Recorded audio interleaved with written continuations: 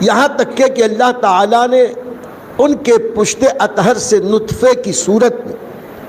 وہ نور جو ازل سے مستور تھا حضرت بی بی آمنہ کے صدف رحم میں پہنچا دیا۔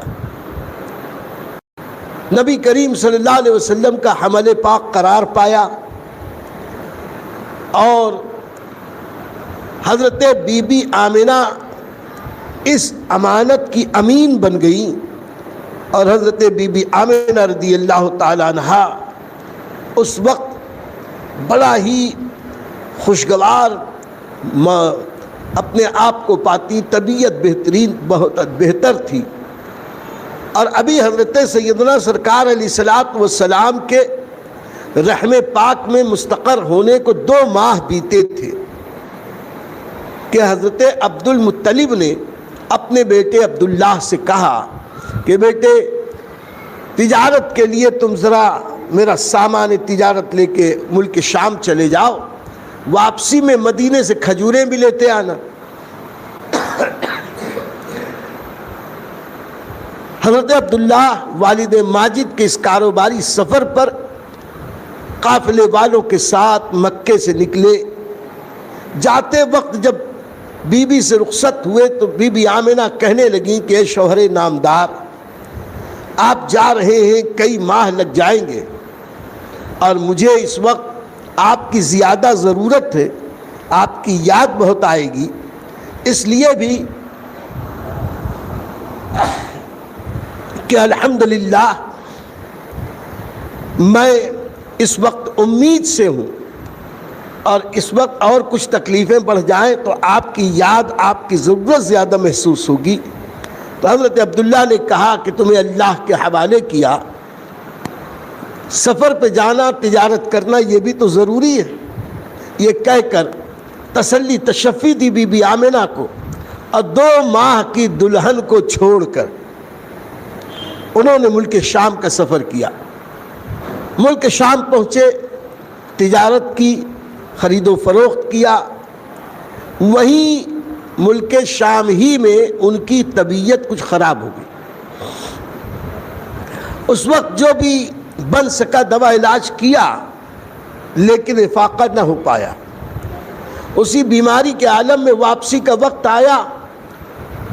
اسی بیماری اور کمزوری میں مکے کی طرف عزم سفر کیا۔ قافلہ چلتے چلتے بیچ راستے میں مدینے تک پہنچا۔ پروگرام کے مطابق چند دن مدینے میں آرام کر کے آگے بڑھنا تھا۔ مدینے میں حضرت عبداللہ اپنے والد عبد المطلب کے ننیحال یعنی خاندان بنی نجار میں، خاندان عدی بن بنی نجار میں، بنو عدی بن نجار میں حضرت عبداللہ نے قیام کیا، کیونکہ حضرت عبداللہ بیٹے ہیں عبد المطلب کے، اور عبد المطلب کے ننیحال ہے۔ اس قبیلے میں گئے، خاندانی تعلقات تھے، ان لوگوں نے کہا تو تم تو ہمارے نواسے ہو، آؤ۔ اس وقت جو لوگ تھے یہ حضرت عبداللہ کے ماموں ہوتے تھے رشتے کے، تو ماموں کے یہاں انہوں نے قیام کے دوران ان کی طبیعت اور خراب ہو۔ طبیعت کی خرابی کا حال یہ ہوا کہ مکے میں کسی جانے والے قافلے نے جا کے خبر دے دی کہ حضرت عبداللہ مدینے میں اپنے ماموں کے یہاں رکے تو ہیں، لیکن ان کی طبیعت بہت علیل ہے۔ تو حضرت عبد المطلب نے اپنے ایک دوسرے بیٹے یعنی جناب عبداللہ کے چچا کو بھیجا کہ جاؤ دیکھو کیا حال ہے، لیکن وہ چچا جب تک مدینے پہنچتے تب تک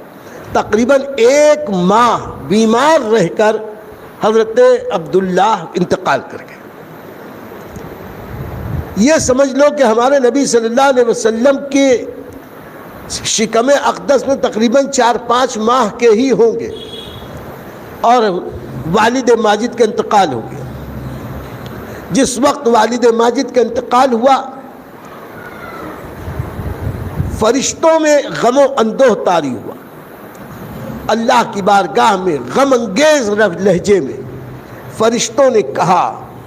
اے پروردگار عالم، افسوس، ہمارا پیغمبر، ہمارا نبی یتیم ہو گیا ہے، ہمارا نبی یتیم ہو گیا۔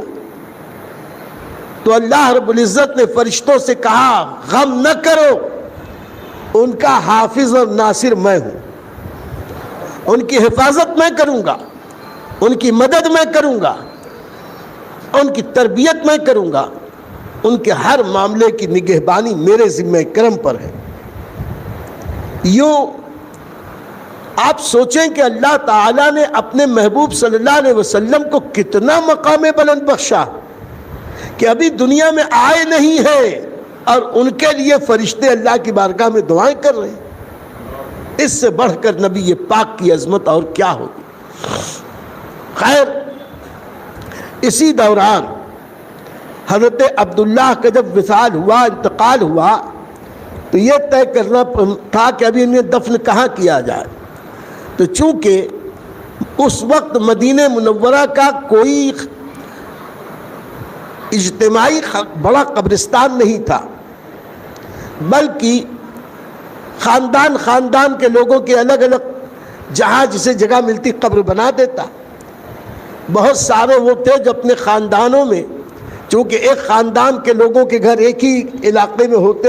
یہ خاندان بنو عبدالاشل ہیں، یہ خاندان بنی حارثہ ہیں، یہ خاندان بنی نجار ہیں، یہ خاندان بنی دینار ہیں۔ تو جس خاندان کے لوگ، جس قبیلے کے لوگ ہوتے، ان کے گھر آپس میں قریب قریب ہوتے، وہیں کوئی جگہ دیکھ کے ہر خاندان کا اپنے قبرستان بن جاتا تھا۔ باضابطہ کوئی ویسا قبرستان نہ تھا جیسے کہ آج ہمارے یہاں دستور ہے بڑے شہروں میں۔ جب حضرت عبداللہ کا انتقال ہوا تو یہ معاملہ آیا کہ انہیں دفن کہاں کیا جائے۔ تو ان کے ماموں میں سے ایک نے کہا کہ یہ ہمارا گھر ہے دار نابغہ، اسی میں دفن کر دو۔ تو مدینہ منورہ ہی میں دار نابغہ میں حضرت عبداللہ کو دفن کر دیا گیا۔ یہاں حضرت عبداللہ کو دفن کیا گیا اور وہاں مدینہ منورہ سے مکہ مکرمہ خبر بھیجی گئی کہ حضرت عبداللہ کا انتقال ہو گیا، ان کو دفن کر دیا گیا۔ میرے دوستو، ذرا سوچو کہ 4-5 ماہ کی نئی نویلی دلہن 2 ماہ اپنے شوہر نامدار کے ساتھ رہی اور اس کے بعد ہمیشہ کے لیے جدائی ہوگی۔ جب تک وصال پاک نہ ہوا تھا شوہر نامدار کا، امید تھی کہ مل جائیں گے، لیکن اب خبر آئی کہ وہ ہمیشہ کے لیے اس دنیا ہی سے منہ موڑ گئے، تو کیا کیفیت ہوئی ہوگی، غم کا کیا عالم ہوگا بی بی آمنہ کا، اور اس نونہال کے لیے کیا کیفیات ہوں گی کہ جو ابھی شکم مادر میں ہے اور دنیا میں آنے سے پہلے یتیم ہو گیا ہے۔ ان کی یتیمی کے تعلق سے حضرت امام جعفر صادق سے ان کے زمانے میں کسی نے پوچھا کہ آپ کے جد اعلیٰ نبی پاک صاحب الاولاق کو اللہ تعالیٰ نے پیدائش کے پہلے یتیم کر دیا تھا، ان کی یتیمی میں کیا حکمت تھی؟ میرے دوستو غور سے سنو، یہ گھر والے کی بات ہے۔ حضرت امام جعفر صادق فرماتے ہیں کہ نبی پاک صلی اللہ علیہ وسلم کو یتیمی کے عالم میں پیدا کرنے کا ایک مقصد یہ بھی تھا کہ اللہ تعالیٰ یہ چاہتا تھا کہ میرے نبی کی عظمت، رفعت، شوکت اور کامیابی کو کوئی دوسرا ذریعہ نہ دے، کوئی دوسرا وسیلہ نہ بتائے، بلکہ جب بھی نبی کی کامیابی ہو تو دنیا یہ کہنے پہ مجبور ہو جائے کہ نبی خاندانی لوگوں کی مدد سے کامیاب نہ ہوئے، اللہ کی رحمت سے کامیاب۔ دوسری بات یہ کہ یتیم پیدا کرنے میں ایک مصلحت یہ بھی تھی کہ ہر باپ پالنے پوسنے میں اپنے بچے پر احسان کرتا ہے۔ ماں جب تک وہ نابالغ ہے احسان تو کرتی ہے، وہ تو اس کی ذمہ داری ہے، فرض ہے، لیکن بڑے ہو کر بھی بچے پہ ماں باپ کا دونوں کا بہت احسان ہوتا ہے۔ اور بالغ ہونے کے بعد اگر کسی کو گھر والوں کی طرف سے مدد ملے، یہ تو کرم بالائے کرم احسان پر احسان ہوتا ہے، لیکن اللہ کی غیرت نے یہ بھی گوارا نہ کیا کہ میرے محبوب پر دنیا والوں کا کوئی احسان ہو، چاہے ان کے ابا ہو چاہے ان کی اماں ہو، والدین کا بھی احسان میرے محبوب پہ نہیں رہنا چاہیے۔ میرا محبوب والدین کا بھی محتاج نہیں ہے، میرا محبوب صرف میرا محتاج ہے۔ یہی وجہ ہے کہ دنیا میں آنے سے پہلے والد کا انتقال، اور 6 سال کے ہوئے تو والدہ کا انتقال، 8 سال کے ہوئے تو پیارے دادا کا انتقال، یعنی ہمارے آقا علیہ الصلوۃ والسلام نے یتیمی، یاس، محرومی اور غم و اندوہ کمزوریوں کے ان معاملات سے گزرے۔ جناب جعفر صادق رضی اللہ تعالیٰ عنہ فرماتے ہیں، اس طرح اللہ نے اپنے محبوب کو یتیمی، غریبی اور اس حال سے گزار کر اپنے محبوب کے دل کو اور زیادہ رحمت للعالمین کے لائق بنا دیا۔ یتیموں کا خیال، غریبوں کا خیال، یتیموں کی بات، اور اس طرح دنیا والوں کو یہ بتا دیا کہ نبی کریم صلی اللہ تعالی علیہ وسلم کے دل میں جو یتیموں، غریبوں، مسکینوں، پریشان حالوں کی الفت اور محبت تھی، اس لیے بھی تھی کہ نبی نے خود یتیمی جھیلی تھی، یتیمی کے دور سے گزرے تھے، اور اس غربت کے اور اس یتیمی کے ماحول سے، یتیموں کی کیفیات سے واقف تھے کہ یتیم کیسی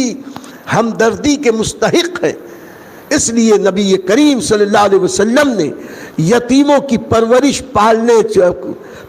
و پرداخت اور پالن پوشن کے لیے بڑی بڑی فضیلتیں بیان کی، یہاں تک فرمایا کہ اگر دل سخت ہو جائے تو دل کو نرم کرنے کے لیے بہترین طریقہ یہ ہے کہ تم یتیموں کے سر پہ ہاتھ پھیرا کر۔ میرے دوستو، جب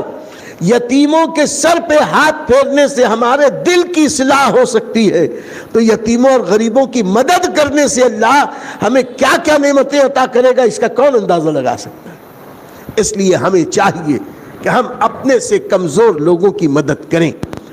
خیر، حضرت عبداللہ کا وصال ہوا، انتقال ہوا، اور انہیں نبی کی ولادت سے چند ماہ پہلے ہی مدینے میں دار نابغہ نامی جگہ پر دفن